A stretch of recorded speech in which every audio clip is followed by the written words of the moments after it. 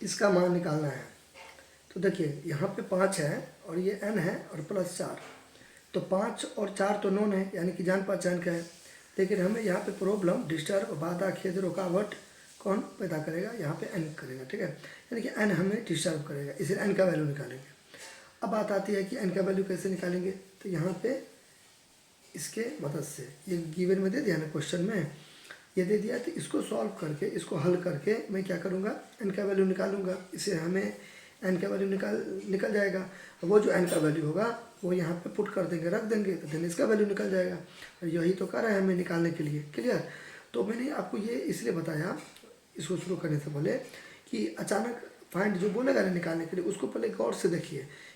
इसको आप अगर सॉल्व करने लगोगे तो एन के जगह पर आप क्या रखोगे?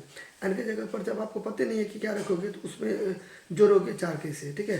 तो 4 में मतलब 4 को आप क्या चीज़ से जोड़ोगे, नहीं पता है आपको, तो एन का वैल्यू आपको इसीलिए निकालना है। हालांकि ए से लेके जेड तक एन के वैल्यू, मतलब ए से लेके जेड तक एन के जगह पर कुछ भी रह सकता है, तो एन का वैल्यू निकल जाएगा। कहाँ से निकलेगा? यहाँ से निकलेगा, ठीक है? तो इसको करेंगे कैसे, वो देखिए।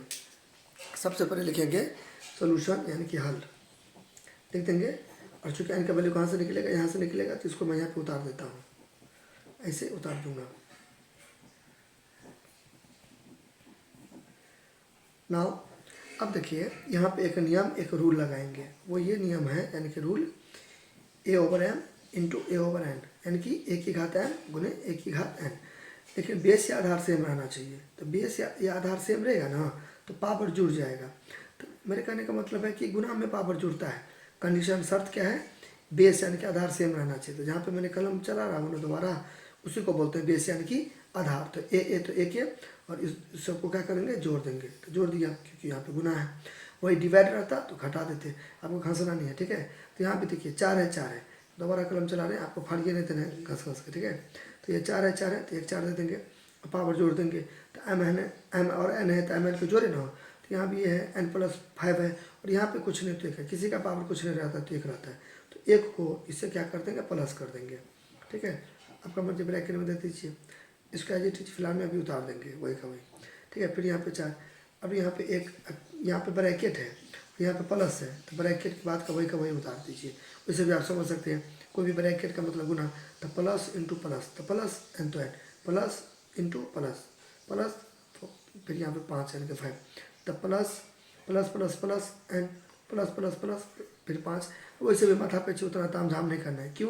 क्योंकि देखिए कभी भी प्लस रहेगा ना, उसके बाद ब्रैकेट रहेगा ना, तो प्लस देखो वही का वही एज इट इज उधर जाता है, साइन में कुछ चेंज नहीं होता है।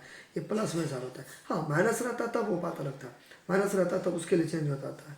अगर मान लीजिए यहाँ पे माइनस होता तब माइनस माइनस प्लस हो जाता। तो ज़्यादा कन्फ्यूज नहीं करते हुए, ठीक है? आपको अभी सिंपल में क्या समझना है? प्लस रहेगा, प्लस के बाद में कुछ रहेगा ब्रैकेट में, वही का वही एज इट इज उतर जाएगा। प्लस रहेगा, उसके बाद कुछ रहेगा ब्रैकेट में, वही का वही उतर जाएगा। प्लस रहेगा, उसके बाद कुछ रहेगा ब्रैकेट में, वही का वही उतर जाएगा। आपको माथा पीछे नहीं करना है।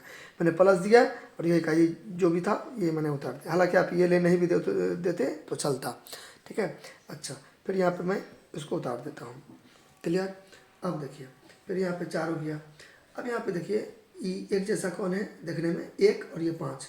तो यहाँ भी कुछ नहीं तो प्लस है, शुरू में कुछ नहीं रहता तो प्लस रहता है। तो प्लस प्लस प्लस 5 से कितना हो जाएगा? 6 हो जाएगा। दोनों में से बड़ा कौन है? 5, 5 का चिन्ह प्लस नहीं भी देंगे तो चलेगा। 1 और 5 एक जैसा है ना, तो उसको मैंने जोड़ दिया, फिर प्लस एन तो एन, ठीक। फिर यहाँ पे 256। अब हम एक बात बताइए, ये दोनों लाइक है कि अनलाइक है? अनलाइक है, यानी कि विजाती है, अलग अलग है। तो अलग अलग रहता है ना, तो ना जुड़ता है ना घटता है, तो कुछ नहीं होगा। ये वही का वही होगा। अब यहाँ पे जिक्र उतार दिए। अब देखिए 256 को मैं 2 के फॉर्म में भी लिख सकता हूँ और 3 के फॉर्म में भी लिख सकता हूँ। क्या बोला मैंने 256 को 2 के फॉर्म में भी लिख सकता हूँ, ठीक है? 2 की घात जो होगा वो उसके फॉर्म में भी लिख सकता हूँ, और 4 के फॉर्म में भी लिख सकता हूँ। तो मेरे लिए अच्छा क्या हुआ? 4 के फॉर्म में लिखना। अब 4 के फॉर्म में कैसे लिखेंगे? ऐसे करके इसको 256 है, इसको मैं लिख सकता हूँ 4 गुने 4 गुने 4 गुने 4 लिख सकता हूँ। कैसे? देखिए 4 चौक 16, चौक 64 और चौक 256, तो गुना में पावर जुड़ेगा, 4 4 4 4 4, तो 4 1 2 3 4, तो 4 लिख सकते हैं। अब मैंने 2 के फॉर्म में क्यों नहीं लिखा? मैंने इसलिए नहीं लिखा क्योंकि देखिए इधर क्या है? 4 है, तो इधर भी मैंने क्या करना है? 4 के फॉर्म में लिख देना है, तो इसलिए मैंने नहीं लिखा, ठीक है? बात समझ ना? अगर देखिए इधर आता 2 रहता, इधर 2 2, तो इधर मैंने 2 के फॉर्म में लिखना था, ठीक है। तो इधर 4 है तो इधर भी 4 है, तो उससे मुझे फ़ायदा क्या हुआ, ठीक है।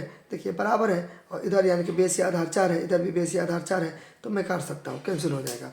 तो क्या होता है कि बराबर रहता है ना, और दोनों तरफ का बेस यानी कि आधार सेम रहता है ना, तो पावर इक्वल हो जाता है, यानी कि घात इक्वल हो जाता है। तो ये दोनों क्या हो गया, बराबर हो गया, ठीक है। ये दोनों बराबर हो जाएगा।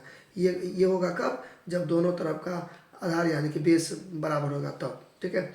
यानी कि 6 प्लस एन, ये जो है ये यहाँ पे 6 प्लस एन है, 6 प्लस एन और बराबर 4। तो इसकी घात क्या था, मतलब 4 की घात 6 प्लस एन था, ठीक है। और इसकी घात क्या हो गया, 4 की पावर 4 हो गया। तो इसको मैंने बराबर क्यों किया, क्योंकि देखिए इसका जो बेस यानी का आधार 4 है, इसका भी बेस यानी का आधार 4 है, कट जाएगा। इसलिए दो रहता तो वो भी कट जाता, जो रहता वो कट जाता। अब आपको पता चला ना कि 256 को मैं 4 का पावर 4 क्यों लिखा, 2 के पावर में भी मैं लिख सकता था, इसलिए नहीं लिखा क्योंकि इधर 2 रहता, इधर 4 रहता तो नहीं करता, लेकिन दोनों सेम है तो इसलिए कट गया। जब दोनों ही कट गया तो ये इक्वल हो गया। नजर नहीं आपको, क्लियर। अच्छा अब देखिए, अब यहाँ से एन का वैल्यू निकाल लेंगे। अब एन का वैल्यू यहाँ पे देखिए प्लस छुपा हुआ, नहीं भी देंगे तो चलेगा, 4 प्लस है इधर चला गया तो माइनस, ठीक है। अच्छा फिर यहाँ पे देयरफॉर, इसलिए यहाँ पे प्लस माइनस माइनस, 4 में से 6 में से 4 गया तो 2, चिन्ह बड़ी संख्या का तो बड़ा कौन है, 6 का चिन्ह माइनस, ठीक है। तो यानी कि जो मान हो गया, वैल्यू हो गया, कितना हो गया, -2 हो गया, क्लियर। अब देखिए नाउ, अब हमें क्या बोल रहा था निकालने के लिए, अब ये देखिए पहले मैं यहाँ पे करता तो डिस्टर्ब हो जाता, ठीक है। ये कर रहा है निकालने के लिए, ठीक है। अब देखिए अब इजी वे में निकल जाएगा, 5 तो 5। अब तो आपको जान पहचान हो गया, पहले क्या था, अननोन था, यानी कि अनजान था, अपरिचित था, अब नोन हो गया, यानी कि जान पहचान का हो गया, KNOWN वाला नोन। ये अभी ये क्या हो गया, नोन हो गया, कि एन का वैल्यू नोन हो गया ना, -2 हो गया, ठीक है। पहले क्या था, पहले अननोन था, यानी कि अनजान था, क्लियर। अच्छा फिर यहाँ पे प्लस तो प्लस 4 तो 4, क्लियर।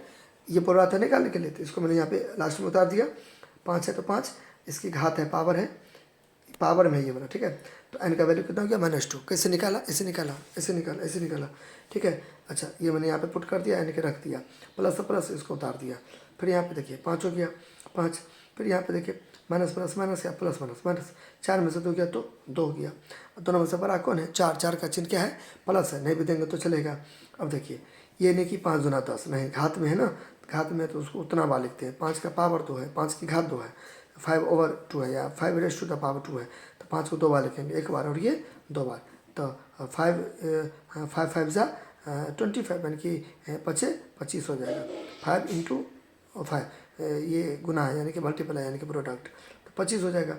इसको थोड़ा सा फोल्ड कर देंगे, यानी कि एक बार और कलम चला के मोटा कर देंगे, ठीक है। ये हो गया आंसर, हो गया अपने लोग का, ये क्या हो गया, आंसर हो गया।